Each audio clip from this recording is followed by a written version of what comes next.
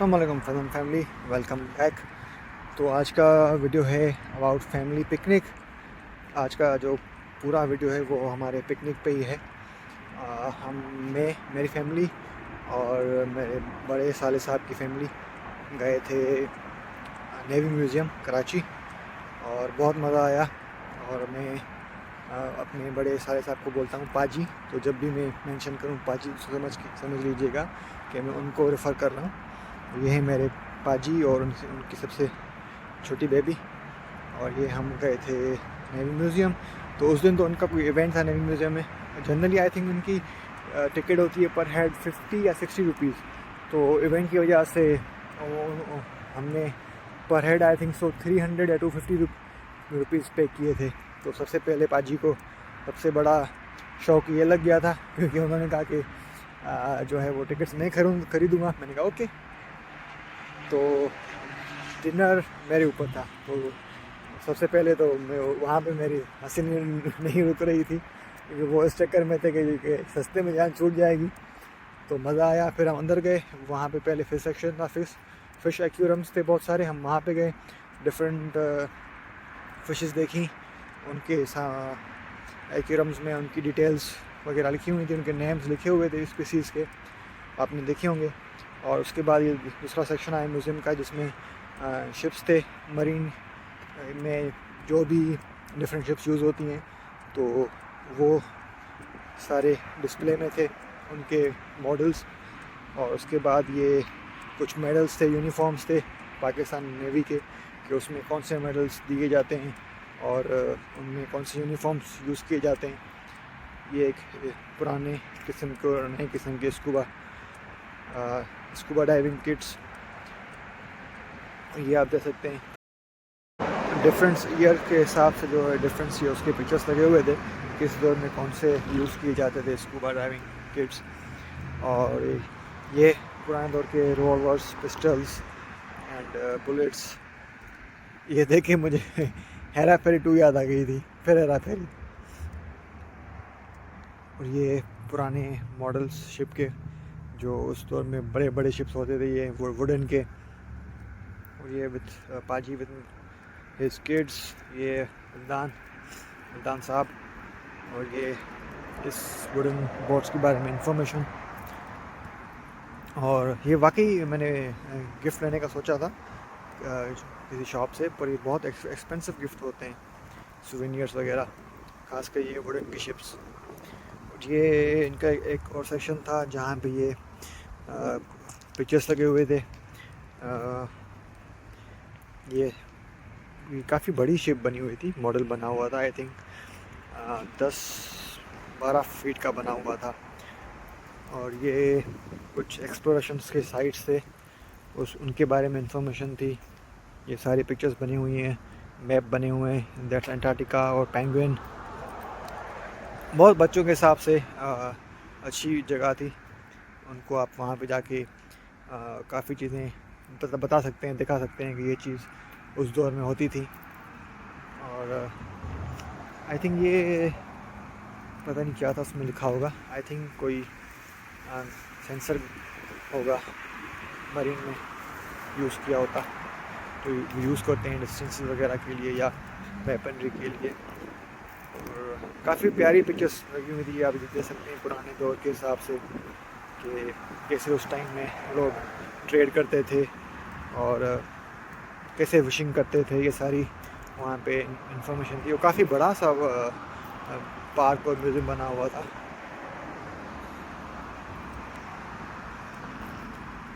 और बैकग्राउंड में आपको शायद गाड़ियों का आवाज़ आ रहा होगा, क्योंकि मैं रिकॉर्डिंग ये क्योंकि विंटर आ गया है और मैं वॉक करता हूँ रात के टाइम में।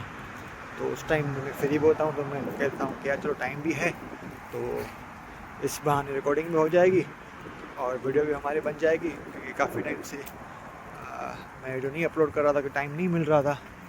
तो बस ये मैंने अभी प्लान एडवाइस किया है अपने आप को, देखते हैं कितने टाइम तक चलता है।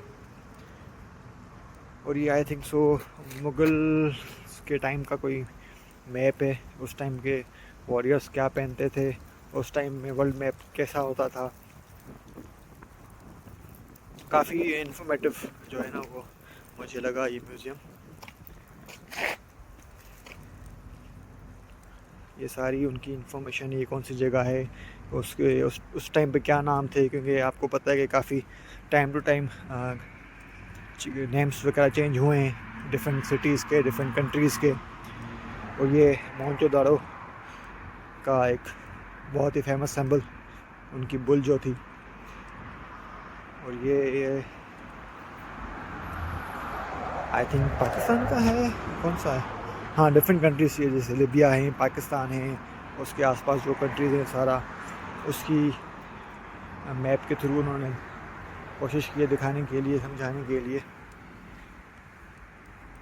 ये भी मोहनजोदड़ो का फेमस मॉन्यूमेंट,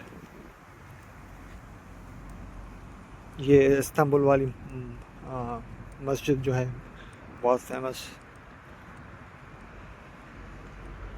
और ये I think entrance to Asia, I don't think so. बहरहाल जो भी इंफॉर्मेशन होगी वो आपको दिख रही होगी।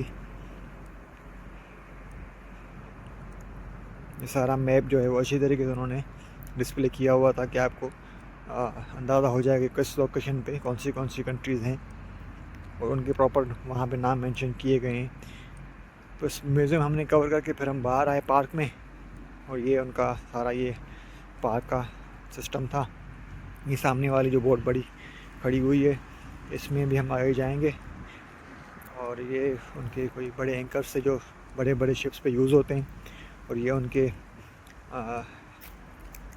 कैरियर जो हैं वो बड़े बड़े जहाज़ इसमें वो कैरी करते हैं डिफरेंट मटेरियल्स, इवन सोल्जर्स। ये है हेलीकॉप्टर था इनका, नेवी वालों का।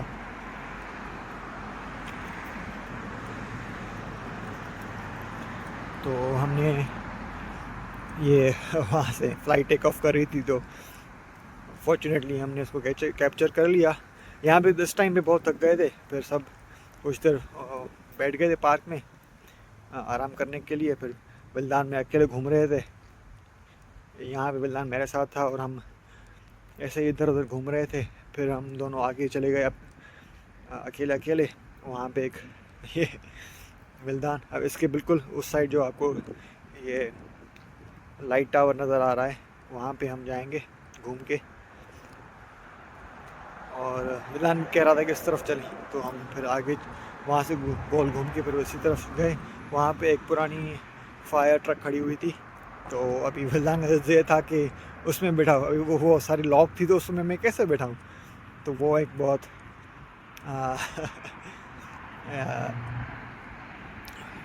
सब्र वाला वक्त था मेरे लिए कि छोटा बच्चा से कैसे समझाऊँ। फिर हम यहाँ थोड़ा घूमे फिर बिलदान में, फिर दूसरे बच्चे भी आ गए, पाजी वाले आ गए, फिर एक दूसरा जहाज़ भी जा रहा है। तो फिर हमने साहब ये इस ट्रक की मैं बात कर रहा हूँ। तो फिर हम जब सब आ गए बच्चे, तो हमने लेडीज़ लोगों को साइड में बिठा दिया, वो आराम करें। फिर हम बच्चों के साथ चले गए जंपिंग पे। उसके बाद हम ये टावर पे ऊपर गए, और बहुत मज़ा आया ऊपर से नीचे देखने का जो व्यू था, जो हवा चल रही थी, बहुत मज़ा आ रहा था। हम दोनों बिलदान में पाजी के बेबी सब एंजॉय कर रहे थे। पाजी को डर लग रहा था, और उनकी जो बड़ी बेटी है जिसको मैं नोनो बोलता हूँ, नोनो उनको तंग कर रही थी अपने फादर को कि हम तो चढ़ के आ गए, अभी आप उतरेंगे कैसे। उसको भी पता है कि वो उनका फादर जो है वो बहुत ही दिल का कमज़ोर है। तो बहुत हंसे थे हम। ये ऊपर से व्यू था, काफ़ी दूसरी भी राइड्स थी, पर इस साइड पे हम नहीं गए थे, क्योंकि फिर हमें आगे वहीं पे जाना था, back to Diamond Mall, Tariq road, no sorry Defence Clifton. तो फिर मैंने कहा वो वहीं पे बच्चे एंजॉय करेंगे, तो यहाँ पे हम खामखा क्यों अपना टाइम और पैसे वेस्ट करें। तो आई थिंक हमने यहाँ पे हल्की फुल्की स्नैकिंग की थी। उसके बाद तो फिर हाँ, अभी इवेंट शुरू हो गया था, तो नीचे काफ़ी रश हो गई थी, काफ़ी लोग थे। और फिर हमने पाजी और मैंने फैमिली को एक साइड बिठा के हम दोनों चले गए लेने के लिए स्नैक्स। गोलगप्पे खाए, फ्राइज़ खाई, और आई थिंक ड्रिंक्स वगैरह लिए, तो मज़ा आया। फिर विल्दान में चले गए सबमरीन में घूमने के लिए। तो ये तो मेरे लिए बहुत एक एक्सपीरियंस था कि सबमरीन इतनी कंजस्टेड होती है और इतनी जो है वो छोटी सी जगह में इतनी सारी उनकी मशीनरीज, उनके सारे रूम्स होते हैं। तो एक इंटरेस्टिंग चीज़ लगी देखने के हिसाब से। पर हाँ, ये है कि वहाँ पे सफोकेशन बहुत थी, तो हमने जल्दी कोशिश की मैंने कि मैं विल्दान को लेके बाहर निकल जाऊँ। विल्दान एंजॉय कर रहा था। फिर हम आगे जाके जो मैंने पीछे आपने देखा होगा जो उनका कैरियर जहाज़ था जो मैंने दिखाया था, उसमें भी हम गए थे। फिर वो उसमें तो इतनी सफोकेशन थी कि विल्दान जैसे ही अंदर हुआ उसने कहा बाहर चलो वापस। तो उसमें मैंने कोई फ़ोटो या वीडियो भी नहीं बना सका। तो उसकी मेरे पास कोई वीडियो नहीं है, बट वो भी एक इंटरेस्टिंग उसकी अंदर उसका स्ट्रक्चर था, उसकी डिज़ाइन थी।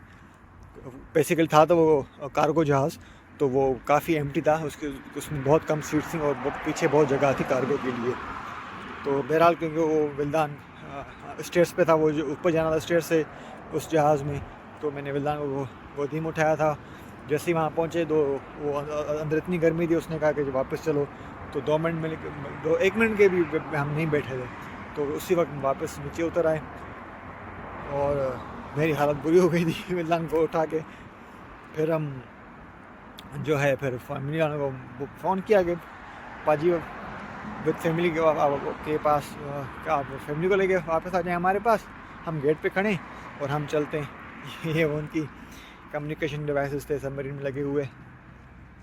और फिर हम इकट्ठा हुए सब एक जगह पे। मैंने नमाज़ पढ़ी और वहाँ मस्जिद के पीछे काफ़ी डक्स भी थी, वो भी मैंने कैप्चर की थी, आगे जाके देखेंगे। तो यहाँ हम आहिस्ता आहिस्ता इसलिए चल रहे थे कि उनके रेडार्स वगैरह मशीनरी सबमरीन में कि हमारे आगे काफ़ी फैमिलीज़ थी, काफ़ी लोग थे। तो जब वो हम क्रॉस करेंगे तो उसके बाद ही हम निकल सकते हैं बाहर, क्योंकि इतनी जगह नहीं थी कि हम उनको ओवरटेक कर सकें। बाकी यहाँ की ये उनकी अकोमोडेशन थी और आई थिंक मेस एरिया था सबमरीन में। ये जारी थी, आई थिंक सो एस्केलेट थी। यहाँ पे बहुत सर्दी आ गई है, स्पेशली कल बारिश हुई थी 3 मरतबा हल्की हल्की, तो आज से बहुत ठंड शुरू हो गई है। तेज़ हवा चल रही है और यहाँ पे आज के दिन में I think so minimum 17 degree चल रहा है टेम्परेचर, और डे बाय डे वो कम होता जाएगा। और नेक्स्ट 3 दिन के लिए भी रेन की प्रेडिक्शन है, बारिश की। तो मैं तो एंजॉय कर रहा हूँ अपना हुडी पहन के बाहर वॉक पे, और हाथ और नाक मेरे फ्रीज हो चुके हैं। हुडी अभी लग रहा है कि जो है वो इतना हैवी नहीं है कि इस मौसम में वो कुछ सपोर्ट कर सके गर्मी के लिहाज से। तो देखते हैं, शायद फिर जाना पड़े शॉपिंग पे लेने के लिए। मैं गया था बट बहुत ही एक्सपेंसिव मिल रहे थे यहाँ से, तो मैंने नहीं लिए, क्योंकि हम वही है ना पाकिस्तानी, वो कन्वर्ट करेंगे पाकिस्तानी रुपीज़ में, और जब वो रिज़ल्ट सामने आएगा तो होश उड़ जाएंगे। तो ये नमाज के बाद मैंने ये डक्स को कैप्चर किया। उसके बाद हम सब एक साथ हुए, फिर हम बैठे गाड़ी में और सीधा हम पहुँचे जाके सिंदबाद क्लिफ्टन नॉर्मन मॉल। तो ये पाजी की बच्चे और विल्दान सारे बच्चे एक साथ डिफरेंट राइड्स में एंजॉय कर रहे हैं, और हमें भी उनके पीछे पीछे बहुत मज़ा आया। काफ़ी देर हो गई थी हमें, क्योंकि हम आई थिंक 3 या 4 बजे से शाम को निकले हुए थे। हम अराउंड 8 बजे या 7 बजे पहुँचे थे यहाँ पे रामन मॉल पे। और उसके बाद हमने डिनर, हाँ मेरा मूड था कि हम यहीं पे डिनर करें, बट पाजी ने सजेस्ट किया कि शाहराह फैसल पे कोई है, कौन सा, अब नाम तो मुझे याद नहीं, आगे वीडियो में होगा। तो उन्होंने मेंशन किया कि बहुत ही उसका अच्छा फूड है और रिजनेबल प्राइस में है। मैंने कहा चलो चलते ट्राई करते हैं, क्योंकि मैं पहले कभी नहीं गया उस रेस्टोरेंट पे। तो पहले तो हम आई थिंक ये वीकेंड था शायद, तो इसलिए शायद वहाँ पे वेटिंग थी बहुत। नहीं, हाँ, पहले पाजी ने दूसरा रेस्टोरेंट सजेस्ट किया था जो कि बहुत ही पोश और हाई फाई रेस्टोरेंट था। हम पहले वहाँ पे गए, वहाँ पे 1 घंटे की वेटिंग थी और उसके बाद हमने उसी इलाके में दूसरे रेस्टोरेंट्स भी थे, वो भी हमने देखे। पर वहाँ पे इतनी रश थी कि हम देख के समझ गए कि यहाँ पे मिनिमम 1 आवर की वेटिंग होगी। तो उसके बाद फिर हमने पाजी ने सजेस्ट किया कि उस रेस्टोरेंट पे चलते हैं, कराची फूड्स या कराची इन, बहरहाल वो आगे नाम होगा। तो उन्होंने सजेस्ट किया कि वहाँ पे चलते हैं। मैंने कहा ठीक है, और कोई ऑप्शन है ही नहीं, यहाँ पे इतनी रश है कि इतना टाइम लग जाएगा। उसके बाद सब थक गए हैं, बच्चे भी खास करके, सबको नींद आ रही है, तो जल्दी से खाना खा के वापस चलते हैं घर। तो बहरहाल फिर हम उस रेस्टोरेंट में पहुँचे, वहाँ पे भी वेटिंग थी, बट आई थिंक 10-15 मिनट में जो है वो हमें टेबल मिल गई थी। तो पहले तो सिटिंग एरिया, एम्बियंस और सारा एटमॉस्फेयर मुझे अच्छा लगा रेस्टोरेंट का। और 2 चीज़ें मुझे अच्छी नहीं लगी कि एक तो ऑर्डर में कन्फ्यूजन हो गई, क्योंकि हमने जो ऑर्डर प्लेस किया था उसमें एक चीज़ उन्होंने सर्व नहीं की। फिर हमने जब कंप्लेंट की तो उन्होंने दिखाया कि उन्होंने जो है वो जब ऑर्डर लेते हैं तो उसमें नोट ही नहीं किया। तो हमने कहा अभी नोट ही नहीं किया तो अभी आगे जाके क्या बहस करेंगे। तो बहरहाल अच्छा खासा खाना खाया, क्योंकि बच्चों को नींद आ रही थी, तो उन्होंने ज़्यादा कुछ नहीं खाया, हल्का फुल्का खा के बस बैठ गए थे। हमने भी सही से खाना खा के पर पेमेंट की, और मुझे सच्चे कुछ भी अच्छा नहीं लगा था। बस जो जितनी पाजी ने तारीफ़ की थी तो उस हिसाब से मैंने कहा कि ये क्या है। तो ये था वो रेस्टोरेंट, कराची फूड्स। तो यहाँ पे हम डिनर करके बस घर निकल गए, और ये थी हमारी कंप्लीट पिकनिक वीडियो। बहुत मज़ा आया आपके साथ शेयर करके। तो कमेंट में ज़रूर बताइएगा। See you in the next one, take care, अल्लाह हाफ़िज़।